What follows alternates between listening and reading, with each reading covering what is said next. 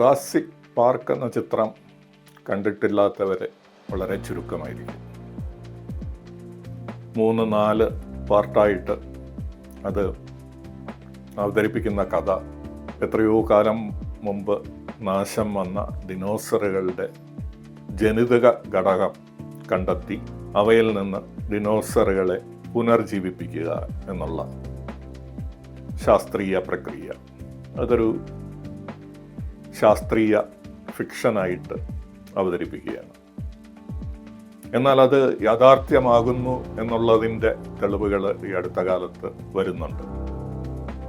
ഏറ്റവും ഒടുവിൽ വന്ന വാർത്ത ടാൻസ്മാനിയൻ കടുവകൾ എന്ന് പറയുന്ന ഓസ്ട്രേലിയയുടെ തെക്കുള്ള ടാൻസ്മാനിയൻ ദ്വീപിലെ നിന്ന് അപ്രത്യക്ഷമായ ഈ ജീവികളെ പുനർജീവിപ്പിക്കാനുള്ള ശ്രമമാണ്.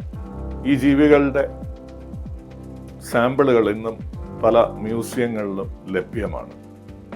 അതിൽ നിന്ന് ശാസ്ത്രജ്ഞർ അതിൻ്റെ ജനിതക ഘടകം, പ്രത്യേകിച്ച് RNA വീണ്ടെടുക്കാൻ സാധിച്ചിട്ടുണ്ട് എന്നുള്ളതാണ് ഏറ്റവും ഒടുവിൽ വന്ന പഠനങ്ങൾ ചൂണ്ടിക്കാട്ടുന്നത്. നമുക്ക് അതിലേക്കല്ല ഇന്ന് നമ്മുടെ ചിന്ത കൊണ്ടുപോകേണ്ടത്. എന്താണ് ജീവൻ? ജീവന്റെ അടിസ്ഥാനം എന്താണ് എന്നുള്ളതിനെക്കുറിച്ച് നമുക്ക് ഇന്ന് കുറച്ച് ചിന്തിക്കാം.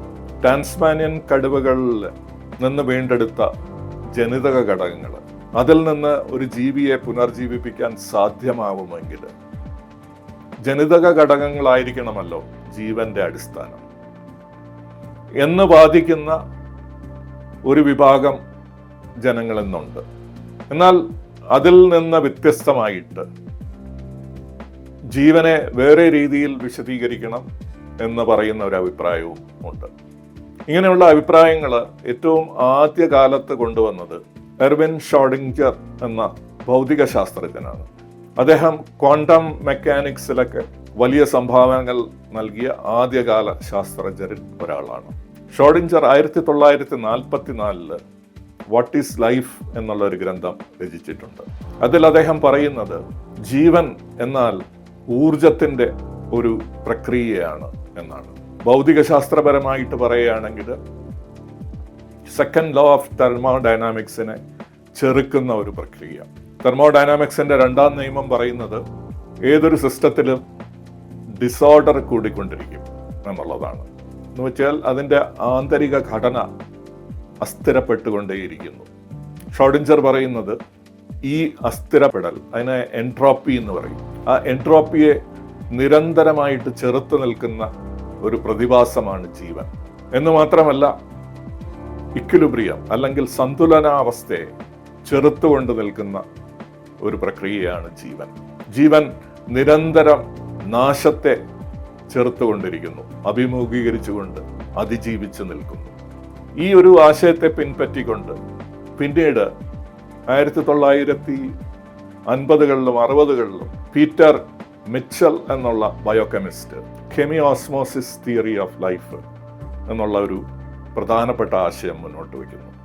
ജീവശാസ്ത്രത്തിൽ ഇന്നും പ്രബലമായിട്ടുള്ള ഒരു സ്വാധീനം കെമിയോസ്മോസിസ് തിയറിക്ക് ഇന്നും നിലനിൽക്കുന്നുണ്ട്. കെമിയോസ്മോസിസ് തിയറി പ്രകാരം പീറ്റർ മിച്ചൽ പറയുന്നത് ജീവൻ എന്ന് പറഞ്ഞു കഴിഞ്ഞാൽ ഊർജത്തിന്റെ ഒരു നൃത്തം, ഊർജത്തിന്റെ ഒരു നിരന്തര പ്രവാഹം എന്നാണ് അദ്ദേഹം അതിനെ വിശേഷിക്കുന്നത്. ഒരു മെമ്പറൈൻ അല്ലെങ്കിൽ ഒരു നേർത്ത പടലത്തിലൂടെ നേർത്ത ഒരു നേർത്ത മെമ്പറൈനിലൂടെ പ്രവഹിച്ചു കൊണ്ടിരിക്കുന്ന പ്രോട്ടോണുകൾ, അതാണ് ജീവനെ നിലനിർത്തുന്നത്. പ്രോട്ടോണിന്റെ പ്രവാഹത്തെ നമുക്ക് പ്രോട്ടോസിറ്റി എന്ന് പറയാം. എങ്ങനെയാണോ ഇലക്ട്രോണിന്റെ പ്രവാഹത്തെ ഇലക്ട്രിസിറ്റി എന്ന് പറയുന്നത് പോലെ. ഇത് ഒരു ഡാമിൽ നിന്ന് അതിൻ്റെ ടണല് വഴി ജലം പ്രവാഹിച്ച് ടർബൈനെ എങ്ങനെ തിരിക്കുന്നു, അതേ രീതിയിൽ മെംബ്രെയിനിലൂടെ കടന്നു പോകുമ്പോൾ ആ മെംബ്രെയിനിൽ ഘടിപ്പിച്ചിരിക്കുന്ന ATP സിന്തേസ് എന്ന മെഷീനുകളെ അത് പ്രവർത്തിപ്പിച്ചുകൊണ്ട് ATP എന്നുള്ള സാർവത്രികമായിട്ടുള്ള ഊർജത്തിന്റെ currency, universal currency of energy ഉൽപ്പാദിപ്പിക്കുന്നു. ഇതേ പ്രക്രിയ മറ്റ് നമ്മുടെ ജീവന് നിലനിൽക്കാൻ ആവശ്യമായിട്ടുള്ള ഘടകങ്ങളെയും ഉൽപ്പാദിപ്പിക്കുന്നു. കാർബോഹൈഡ്രേറ്റുകൾ, ഷുഗറേഴ്സ്, അമിനോ ആസിഡ്സ് എന്ന് വേണ്ട ഏതൊരു ഘടകവും ഉൽപ്പാദിപ്പിക്കുന്നതും ഇത് തന്നെയാണ്. ഇതൊരു യിങ് യാങ് ആയിട്ടാണ് നിക് ലെയ്ൻ എന്ന മൈക്രോബയോളജിസ്റ്റ് അദ്ദേഹത്തിൻ്റെ ട്രാൻസ്ഫോമർ എന്ന അടുത്ത കാലത്ത് പ്രസിദ്ധീകരിച്ച ഗ്രന്ഥത്തിൽ പറയുന്നത്.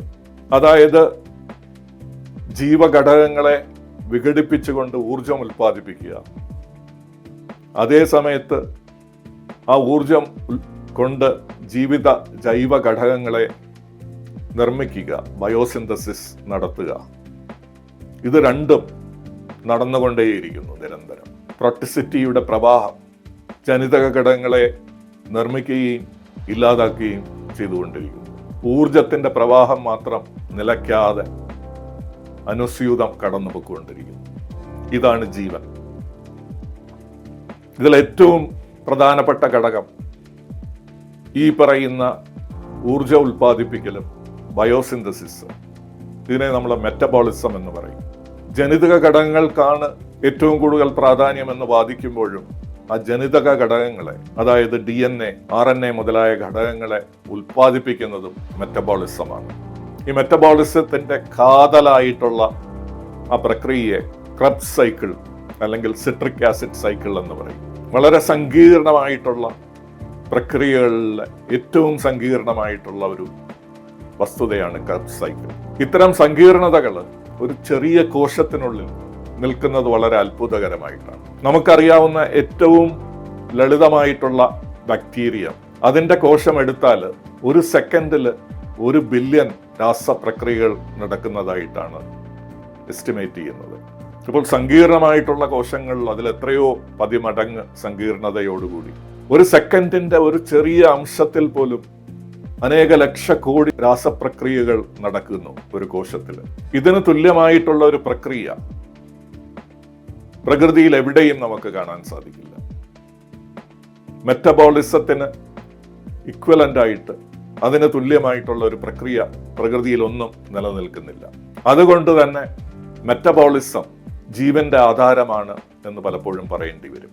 പലപ്പോഴും നമ്മൾ ഇത്തരം കാര്യങ്ങളെക്കുറിച്ച് ചിന്തിക്കാൻ ചില ചിന്താ പരീക്ഷണങ്ങൾ നടത്താറുണ്ട്. ഐൻസ്റ്റീനെ പോലുള്ളവർ ഇത്തരം ചിന്താ പരീക്ഷണങ്ങൾ വളരെയധികം നടത്തിയിട്ടുണ്ട്. അത്തരം ചിന്താ പരീക്ഷണത്തിൽ ഒന്നാണ് ദ ബുദ്ധ ടെക്നിക് എന്ന് പറയുന്ന ഒരു മാതൃക. ബുദ്ധൻ പലപ്പോഴും പറയാറുണ്ട്, ഒരു കാര്യത്തെക്കുറിച്ച് പഠിക്കുമ്പോൾ അതിൻ്റെ ഒരു 5-6 സവിശേഷതകൾ എടുത്തു കഴിഞ്ഞാൽ അതിൽ നിന്ന് ഒഴിവാക്കാൻ പറ്റിയ ഒരു വസ്തുത ഏതാണെന്ന് തിരഞ്ഞെടുക്കുക, എന്നിട്ട് അതിനെ ഒഴിവാക്കുക, എന്നിട്ട് അവശേഷിക്കുന്നതിൽ നിന്ന് വീണ്ടും ഒഴിവാക്കാൻ പറ്റുന്ന ഒന്നിനെ തിരഞ്ഞെടുക്കുക, അതിനെ ഒഴിവാക്കുക. അങ്ങനെ ഒഴിവാക്കി നമ്മൾ ചിന്തിക്കുന്ന ഒരു വസ്തുതയിൽ ഒഴിവാക്കാൻ പറ്റാത്ത ഘടകം എന്താണോ അതാണ് ഏറ്റവും പ്രാധാന്യമർഹിക്കുന്ന ഘടകം. ഇതേ പ്രക്രിയ, ഇതേ മോഡല് നമ്മൾ ജീവന്റെ കാര്യത്തിൽ നോക്കിയാൽ ജീവനിൽ നമുക്ക് പല കാര്യങ്ങളും പറയാൻ സാധിക്കും. ജീവൻ പ്രത്യുൽപാദിപ്പിക്കുന്നു, ജീവൻ പരിണാമത്തിന് വിധേയമാകുന്നു, ജീവനിൽ ജനിതക ഘടകങ്ങളുണ്ട്, ജീവൻ പുറത്തു നിന്നുള്ള വസ്തുക്കളുമായിട്ട് പ്രതികരിക്കുന്നു.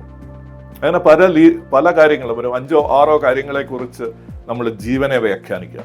എന്നിട്ട് നമ്മൾ അതിൽ ഈ കാര്യത്തിൽ ഒഴിക്കാൻ പറ്റിയ കാര്യം എന്താണെന്ന് നോക്കി ഒന്നൊന്നായിട്ട് ഒഴിച്ചാൽ നമുക്ക് അവശേഷിക്കുന്ന ഒരു ഘടകം ഉണ്ടാകും. നമുക്ക് ഉദാഹരണത്തിന് ജനിതക ഘടകങ്ങളെ അല്ലെങ്കിൽ റീപ്രൊഡക്ഷനെ എടുക്കാം.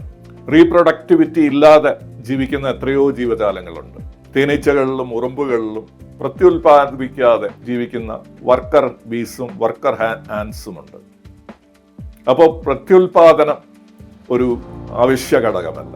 ജനിതക ഘടകങ്ങളില്ലെങ്കിലും ഒരുപക്ഷെ ഒരു കോശത്തിന് നിലനിൽക്കാൻ സാധിക്കും. ജീവിച്ചിരിക്കുന്ന കോശവും മരിച്ചതായി സ്ഥിരീകരിച്ച ഒരു കോശത്തിലും ജനിതക ഘടകങ്ങളുണ്ട്. അപ്പോൾ എന്താണ് വ്യത്യാസം? ജനിതക ഘടകങ്ങൾ ഉണ്ടായാലും ഇല്ലെങ്കിലും നമുക്ക് അങ്ങനെ പ്രത്യേകിച്ചൊരു വ്യത്യാസം പറയാൻ പറ്റില്ല.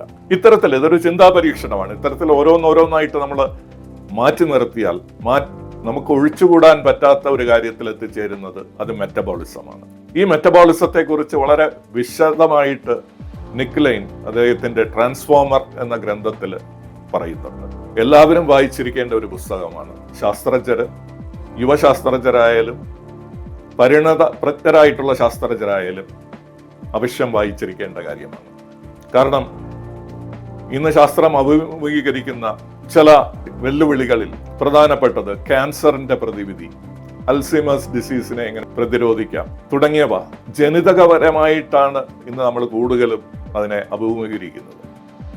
അതിൽ നിന്ന് വ്യത്യസ്തമായിട്ട് മെറ്റബോളിക് ബേസിസ്, ഇതിൻ്റെ എല്ലാം ഒരു മെറ്റബോളിക് വീക്ഷണവും കൂടി ഉണ്ടായിരിക്കുന്നത് നല്ലതായിരിക്കും.